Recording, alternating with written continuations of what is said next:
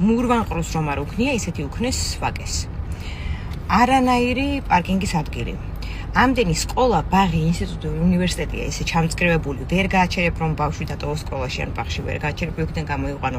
თუ მოხდა ისე რომ სადმე გააჩერე 2 წამით რომ მანქანა გადახტეს მანქანიდან და ეგრევე მოდის ის ქალი და 50 ვარიანს გიწერს ან კაცი.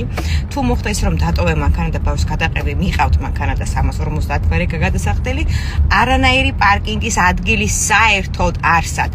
სხვა ქუჩებზე ან ვაკეში გაკეთებული არის პარკინგის ადგილები, მაგრამ ალბათ 2 მანქანას უნდა გააჩერებ და არის მილიონი სკოლა ფალიაშვილზე მაგალითად.